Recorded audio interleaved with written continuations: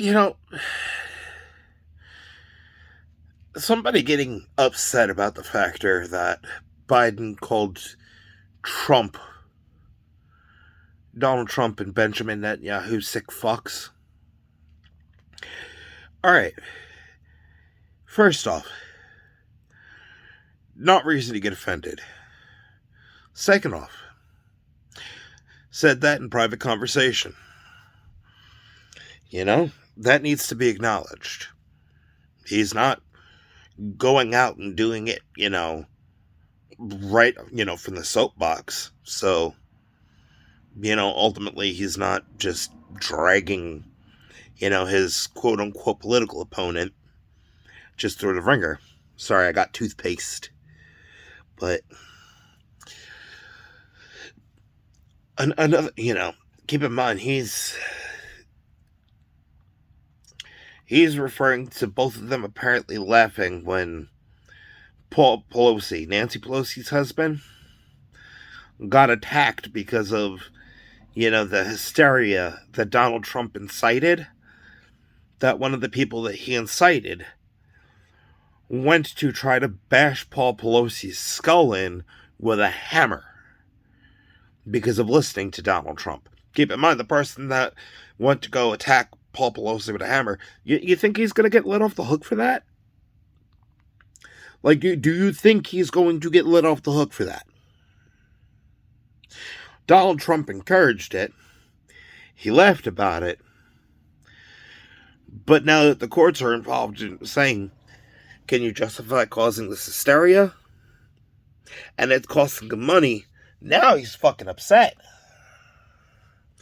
And the funny thing is, he's getting the treatment from the Department of Justice that he was encouraging. If you see protesters, and, the cops going, don't be too gentle with them.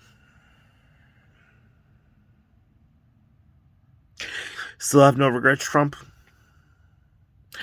Do you regret saying that? Yeah, just remember that.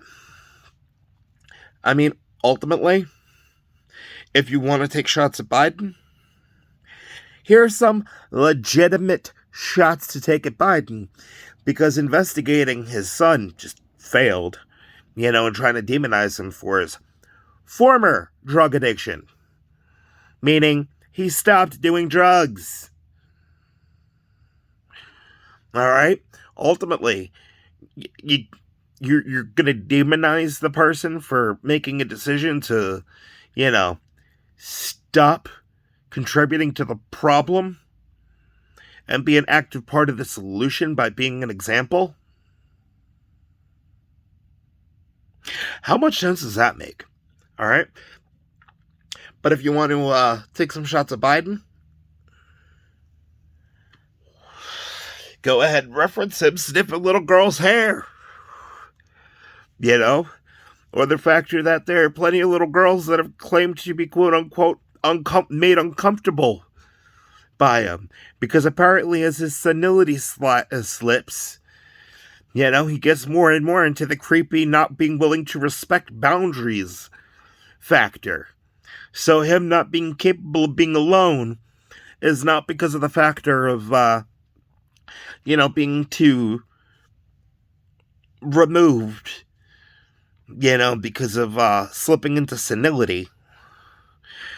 It falls more along the lines of, because of him slipping into senility, he's slipping more into crossing boundaries that could get him put on a sex offender registry. Go take shots about that. Or, go ahead and ask him, hey, you gonna tell us about how Corn Pop was a bad dude again? As if we didn't hear that story a million times. There's a legitimate shot. Oh, wait. Here's another one. Go ahead and ask him, be like, so, you went and you wiped away everything that apparently Trump did throughout the entirety of his office by, because of the fact that he did everything through executive privilege. So ultimately, all his policies and everything like that were able to get wiped away, like, cleaning an Etch-a-Sketch board. And apparently, with having the power of the pen, you're able to go ahead and legislate in a way that could actually help your constituents. So, with that student loan forgiveness, are you going to go ahead and actually forgive student loans? And I'm talking for everyone. I am talking reimburse every penny that they had to pay. And I am talking from the point that you were the one who pushed for that legislation and allowed for-profit colleges and institutions and attempting charter schools to go ahead and drain the economy, like the entirety of the economy, and hand it over to corporations. Are you going to go ahead and use the power that you have in that pen and go ahead and retroactively make sure that every person that paid even a single penny goes and gets every penny back? Kind of the way that, the fuck up ended up leading to, tying in lottery winnings to the education system. While at the same time, the federal government would get kickbacks from somebody winning the lottery, gouging them in taxes. But apparently, there's a complete and total fair taxing system.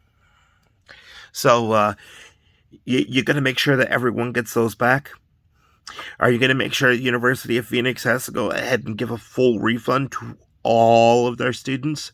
You're going to make sure that, DeVry has to go ahead and give back every penny that they defraud from their students? Are you going to make sure the Institute for Technology goes and has to give back every penny? Every place that's not accredited? Every online institution that ultimately ended up going ahead and guaranteeing job prospects post-grad, with job placement, and didn't live up to their end?